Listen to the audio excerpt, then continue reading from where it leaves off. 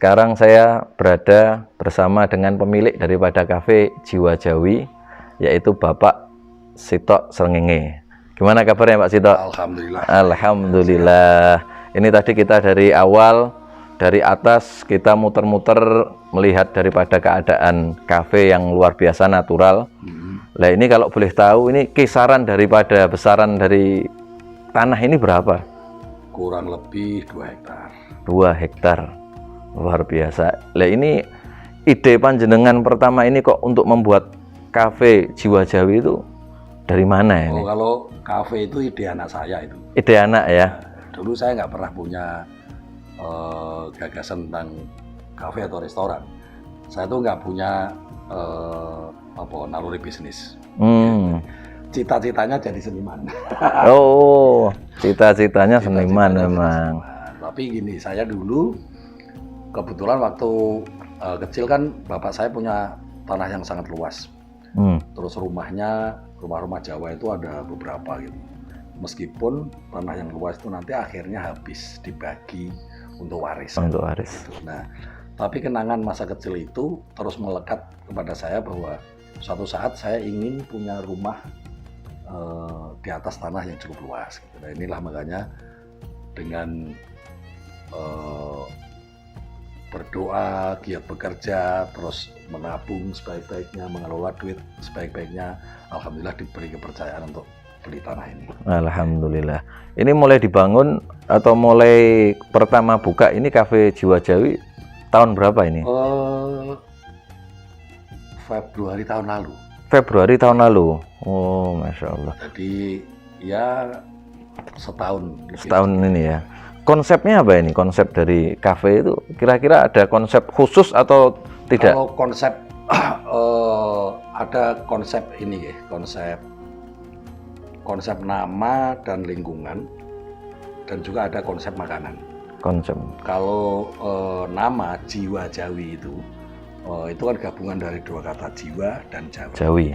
Jiwa itu bisa soul, bisa jiwa kita, gitu. Tapi juga bagian dari untuk menghormati tempat di mana saya berada sekarang ini, bangun jiwa, gitu. Jadi saya ambil jiwanya. Tapi jiwa itu juga sesuatu yang esoteris yang ada di dalam, gitu. Nah, kemudian Jawi itu bisa berarti Jawa, tapi juga Jawa itu bisa berarti Pulau Jawa, bisa berarti orang Jawa, bisa berarti kebudayaan Jawa. Bahkan Jawi dalam pengertian kebudayaan itu pernah mewakili budaya-budaya Nusantara. Dulu ketika zaman penjelajahan samudra, ketika pulau-pulau di Asia Tenggara ini masing-masing belum diketahui namanya, orang Eropa menamakan ini Jawa, kawasan Jawa. Budayanya Jawi. Budayanya Jawi. Bahkan sekarang huruf Arapegon itu kan disebut huruf Jawi. Huruf Jawi. Nah itu pernah bahwa pengertian Jawi itu melampaui geografis yang tanah Jawa gitu. Nah dari semua itu kemudian saya ambil untuk spiritnya nama restoran ini, karena nah ini masuk ke konsep makanannya yang disajikan adalah pilihan dari menu-menu utama di berbagai daerah di Nusantara. Nah, gitu.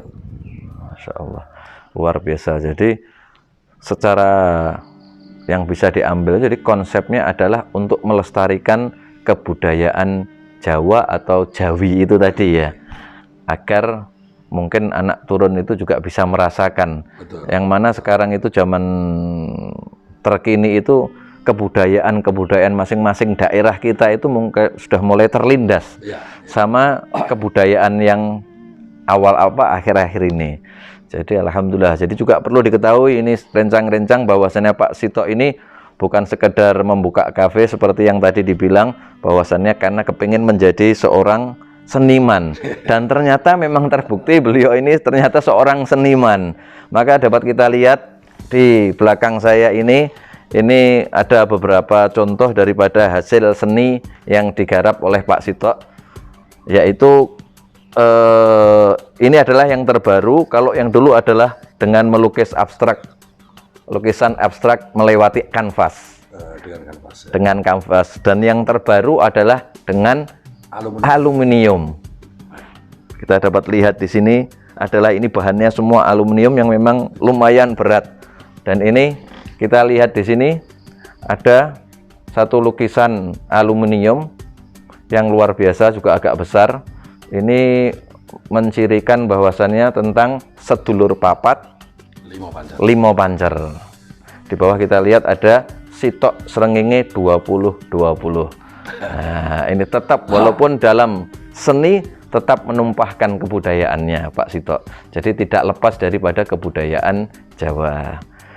Alhamdulillah, rencang-rencang demikian dari kami dan Pak Sitok. Terima kasih banyak atas waktunya. Insya Allah apa yang jenengan cita-citakan dapat dicapai. Amin. Dan insya Allah Allah memberikan kemudahan, kekuatan dalam kehidupan panjenengan, dalam keluarga panjenengan, dan apa yang menjadi hajat-hajat panjenengan dikabulkan oleh Allah Subhanahu wa Ta'ala. Dan insya Allah kita semua termasuk daripada hamba-hamba Allah yang sehat, selamat, manfaat dunia akhirat.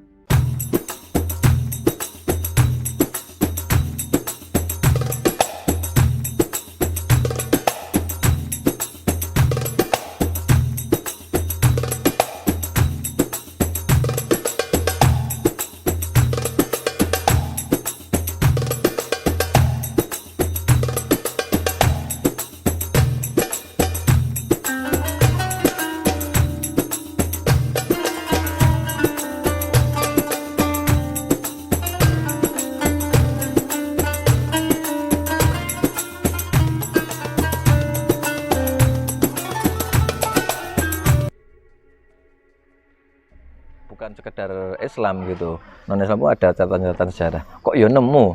Bagian Umar masuk Islam itu wah keren. Bagus ya.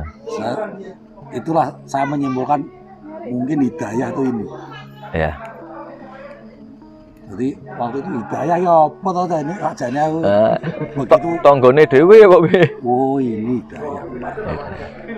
Jadi Umar coba bayangkan ya. Umar tuh kepala keamanan Mekah, centengnya lah, kepala centeng, yang dia mendapatkan istilah ekonomi pajak dari situ lah, pajak preman, pajak preman nih, gitu.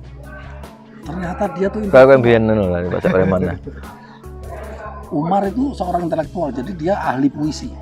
Ahli puisi ya. Nah sebelum itu kan setiap tahun itu ada lomba menulis puisi. Oh menulis puisi. Lomba menulis puisi. Yang terbagus nanti dipajang di Ka'bah. Gitu. Nah, Umar itu selalu jadi juri. Selalu jadi juri. Jadi dia ngerti banget tentang puisi. Nah, begitu ini Muhammad kok katanya punya Tuhan baru, apa wah terima deh, tak terima. Sementara dia ekonominya sama kuno. Itu kan sejarah tanah suci. Ini apa? Haram itu Mekah ya. Nah, itu kan kesepakatan dari suku Quraisy dan suku-suku Kurdi di suku-suku padang pasir untuk jadi suci pada mulanya, suci bukan dalam pengertian Islam itu menurut perjanjian itu artinya suci dari kekacauan, dilindungi. Jadi mereka karena dulu mereka tuh berhak merampok orang di padang pasir itu berhak. Nah, lalu suku Quraisy itu kan dia suku-suku kecil tadinya. Suku Quraisy itu gabungan dari suku-suku kecil yang kalah bersaing terus dengan suku Kurdi. Kok Kurdi apa? Badui. Oh. Nah itu mereka punya keahlian itu perang dan pengawal perdagangan ke Andalusia itu. Pengawalnya kebanyakan Baduin. Quraisy nggak punya keahlian sebelum menjadi Quraisy. Kalah terus mereka. Akhirnya suku-suku kecil ini bergabung menyerang Baduin itu sekitar ini. Sekitar Mekah. Zam-zam ini selalu jadi perebutan. Jadi siapa yang menang yang menguasai Zam-zam karena perjalanan lewat situ. Nanti tariin pajak untuk minum unta-unta segala macam. Ini di situ kan. Jadi selalu menjadi pusat pertempuran ini, perebutan. Akhirnya suku-suku kecil bergabung membentuk kesatuan baru namanya Quraisy ini. Menang mereka menguasai itu, tapi nggak punya keahlian. Nah, pemimpinnya siapa ya? Kemudian dia oke, kalau gitu bikin perdagangan di sini supaya orang tidak lewat saja. Nah, mereka mendekati kelompok-kelompok suku-suku gurun itu untuk bergabung dengan perjanjian kita bikin tanah suci dalam tanda petik. Ini menjadi pusat perdagangan. Siapa saja yang berdagang di sini maupun yang membeli di sini, belanja di sini, tidak boleh diganggu. Harus tidak boleh diganggu. Dan ini dijamin bersama. Nah, mereka setuju. Nah, akhirnya menjadi suci dalam pengertian aman. Dilindungi. Nah, siapa saja suku-suku itu boleh dagang dan boleh belanja di situ aman. Oke. Kurang cukup ya aduh. Piye caranya ya? Kurang rame ininya. Wah. Punya akal meneh. Ini kan punya dewa-dewa nih. Yang disembah-sembah. Dibujuk meneh, dewa-dewamu kok kono wae. Sampai 360 dewa berhala. Nah, makanya sekarang tawaf dan lain sebagainya, haji itu meneruskan tradisi itu. Jadi mereka begitu masuk Mekah, mereka kan sembahan-sembahannya tuh udah dibawa ke situ. Jadi mereka yang udah lama istilahnya orang sembahyang dia orang nyembah berhala nih mau, wah narem yo kudu nang Mekah kuwi. Sekalian blonjo. Begitu masuk, saking girangnya teriak-teriak menyebut semua suku menyebut Tuhannya masing-masing. Nah, melingkari itu. Kepala keamanannya Umar bin Khattab. Sayyidina Umar. Kekayaannya dapat dari situ. Tiba-tiba Muhammad, jadi Gusti Allah nyari anak Tuhan baru iki. Berhala-berhala ira payu. Wah, ora terima. Itu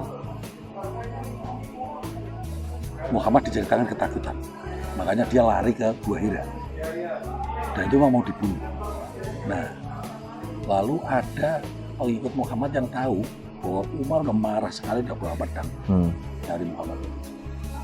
Dia tahu bahwa si Umar mau nyari Muhammad, lalu dia bocorkan satu rahasia kecil bahwa adiknya sudah menjadi pengikut Muhammad. Wah, dia orang percaya tuh balik pulang. Nah, diceritakan di situ rumahnya Umar tuh tingkat 2. Wah, aneh tuh. Rumahnya Umar tuh tingkat 2. Begitu dia masuk rumah, dia mendengar orang ngaji. Oh, bukan ngaji lah, membaca sesuatu. Ya dia belum tahu ya apa toh. Membaca sesuatu di lantai 2. Dia pelan-pelan, adiknya lagi membaca Al-Quran yang waktu itu istilahnya masih ditulis di sembunyi-sembunyi. Diedarkan kayak selebaran gelap. Gitu. Lalu itu adiknya ditampar, diceritakan di situ adiknya sampai tersungkur dan berdarah. Lalu itunya direbut. Puisinya itu kan kayak puisi tuh Al-Quran tuh. Dan disitulah tadi perannya Umar sebagai juri puisi yang tahunan itu. Dia membaca itu, dia tergetar dan dia bilang, ini orang mungkin nak ditulis menungso. Puisi orang mungkin, sing gawe menungso orang mungkin. Sejak itu dia langsung manggil Muhammad. Wah, orang geger karena wah ini ngamuk. Padahal maksudnya nyari Muhammad, aku melu kowe saiki aku percaya. Wes geger sik kabeh. Wah, dia di bawah Gua Hira itu manggil Muhammad itu ya. Sahabatnya siapa yang menemani dia itu sampai ini ya. Dan pamannya yang gede banget, si tubuhnya yang besar sekali yang hanya mengalahkan Umar itu satu-satunya pamannya yang bertubuh besar itu. Yang ditakuti itu nggak ada di situ. Hamzah. Jadi Nabi takut sekali, tapi ternyata dia manggil Muhammad, ya udah, aku kamu memang kamu Rasul lah. Aku saya percaya. Betul utusan. Nah, bayangan saya nih, orang yang punya kepentingan satu kekuasaan kan, ya penguasa, menghilangkan kekuasaan itu kan angel banget. Ya. wong dihormati kabeh wong diwedeni apa wae tiba-tiba iki ora. Kedua, ekonomi. Lah nek berhala-berhala kuwi njur Rap ayu. Itu ekonominya dia dari mana? Keadaan. Perasaan hilang, ekonominya hilang. Terus dia hanya akan menjadi pengikut yang dalam tanda petik belum jelas. Gitu. Tapi dilalah itu tadi. Dia melihat ayat Quran yang menurut dia sepengetahuan dia yang selama ini ahli puisi itu kira mungkin kayak menungso gitu. Nah, artinya itu cepat sekali. Hanya karena itu kemudian dia yakin banget bahwa itu pasti bukan manusia ini. Dan meyakini Muhammad adalah utusan Allah. Hidayah ya. Saya kira hidayah itu. Betul. Betul. Hidayah luar biasa.